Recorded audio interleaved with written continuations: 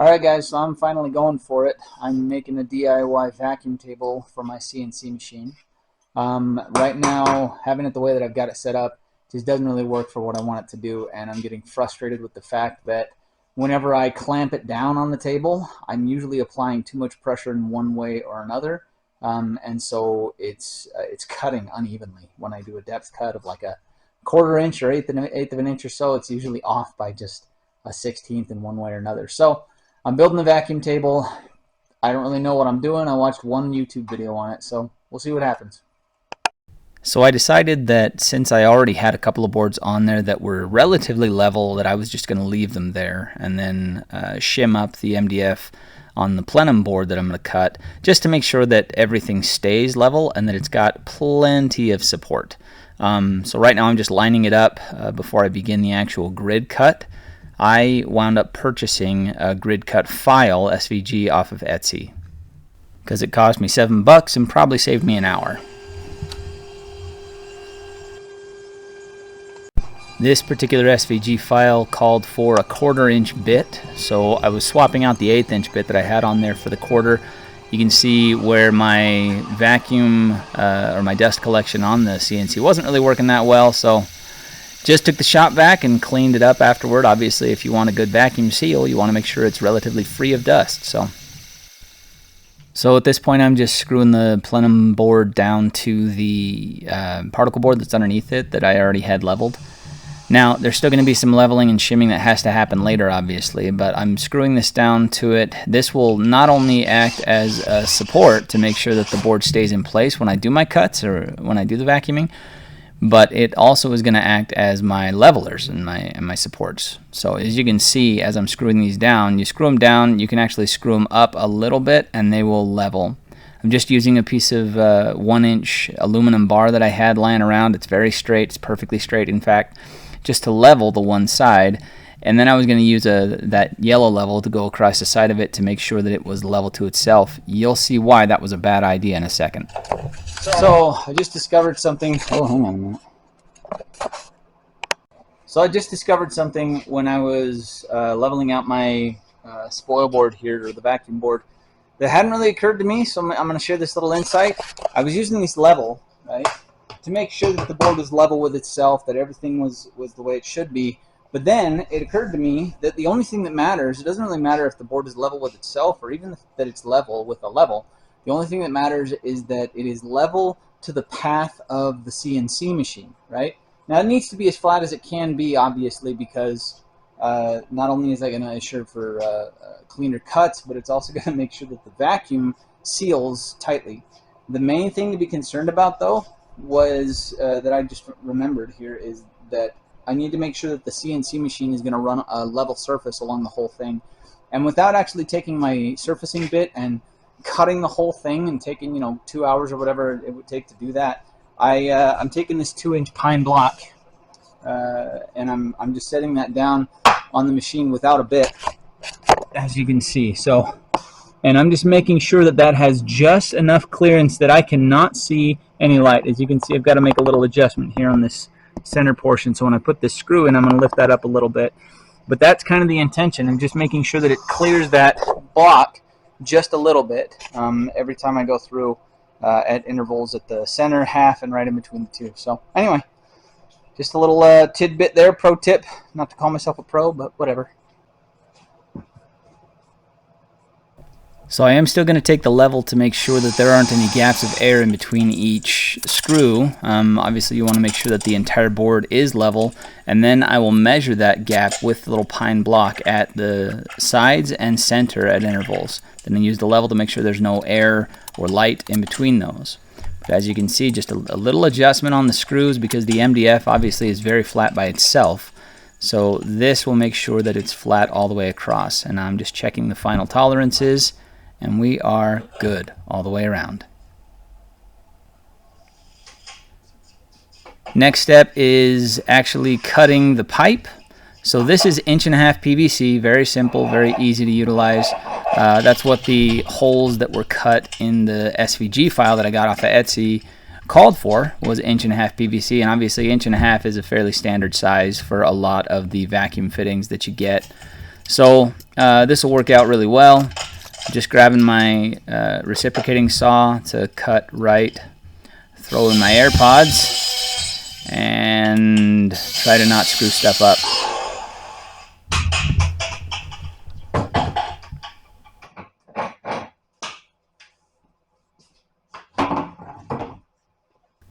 The last time I had any need of PVC glue was when I was building this shop. So this is what happens when you don't use some of it in 6 months.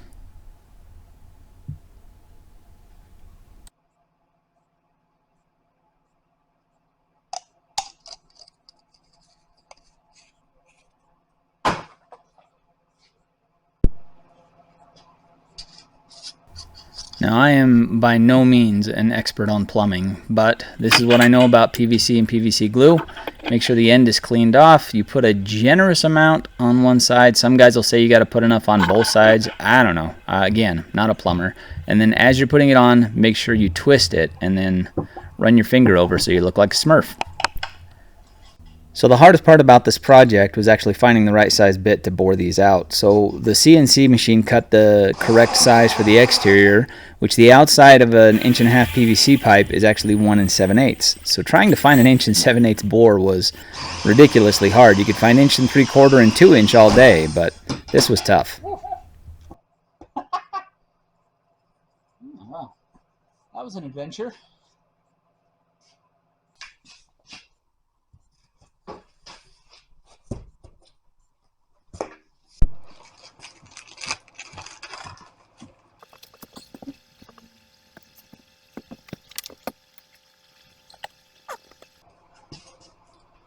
So I thought I was going to be able to slide a zip tie on one of these rails to zip tie the pipe that's going to run all the way down so it can support its weight. But it's sitting on those cross members really tight. So now I think I've got a spare eye bolt sitting around. Let's go try that. Ow! I'm back. And I found not an eye bolt, but one of these hooks that I think is going to work just fine. So I'm going to, let's see here, probably about here. Doesn't even really need to be exact. It's just designed to hold the weight of the pipe. I know some of you might be thinking, you just drilled through the bottom of the MDF, but I didn't. I've actually got 2 pieces of particle board underneath this MDF, so it's going to be just fine. There we go. Put that in there. Now we'll get the pipe running.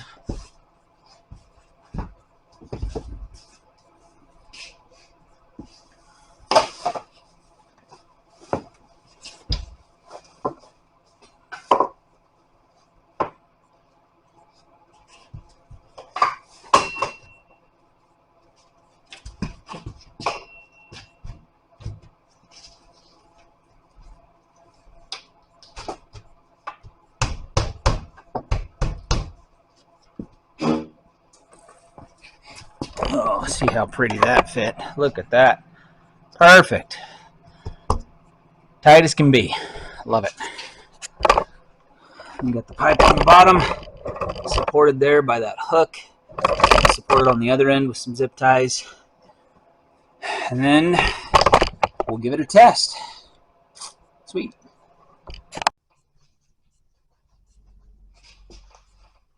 I'm just considering the physics of this. So this backer rod, this 3/8 inch backer rod that I'm outlining the outside of to seal up, to seal up the outside, I'm just doing so to try and, 1 minute. Okay, as I was saying, this backer rod that I'm putting in just above the surface of the MDF, like, I don't know, an eighth of an inch or 1/16 of an inch or so, just because I feel like if it's not touching the board above it, then it's not really doing its job trying to make a good seal. So, I don't know. I've never done this before. I'm just trying to consider, like I said, the physics of it and the science, trying to make sure the suction is what it needs to be. And this stuff goes in really easy. You don't need to worry about gluing it in. It just sets right in the channel. 3/8, since it's a 1/4 inch channel, it gives a little bit of tension there to make sure that it doesn't move.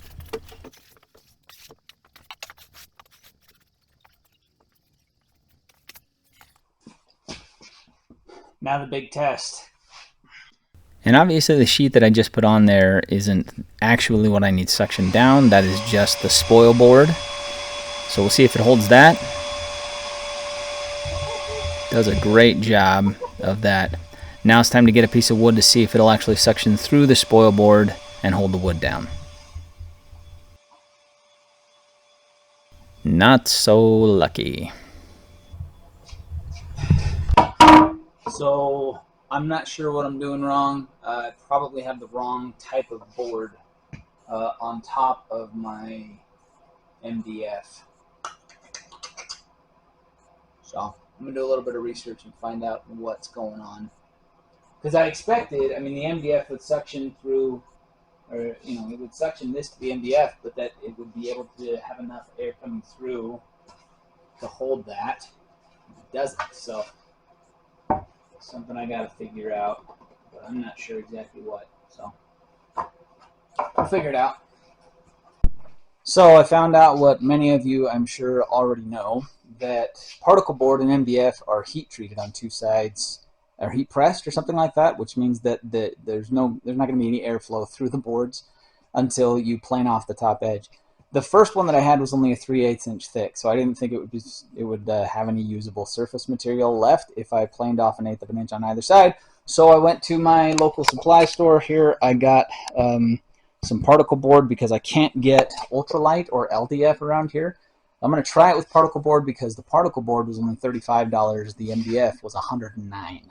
So we're going to try it with particle board, which I think is going to make for better airflow anyway. So right now I'm setting it up to actually plane off 1/8 of an inch on either side with the CNC machine. So we're going to run that, see what happens. And I'll leave a link in the video description for this surfacing bit. It's the best one I've ever had. Interchangeable carbides and leaves it very level without any stepping. Obviously, vacuum leaks are the enemy of a vacuum table. So this is paraffin wax that I just bought at my hardware store, but I'm sure Walmart has it or any other local store. And I'm just going to run it along the edge and seal up all the gaps on this very porous wood. All right, so I've got the board chipped up. I've got leveled. I've got the edges sealed with paraffin wax. Everything's hooked up. Now it's just trying to check it, see if it works. So.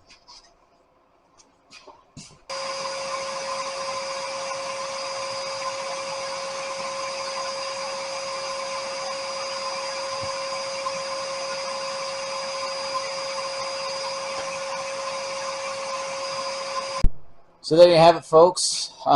There's a couple of things that I'm not too fond of my particular vacuum table. Main one being that is a shop vac as my vacuum pump, which I know they're not really designed for it, and I'm going to get a better vacuum pump eventually sometime. But right now, it's all I've got the money for. So there you go. If you need spoil board and you can't afford MDF, or you don't want to use MDF, or you don't have a place like me that sells ultralight, a piece of particle board will work just fine so long as you seal the edges. So there you go. If you like this video, feel free to swing back for some more content in the future. Have a good one. Bye.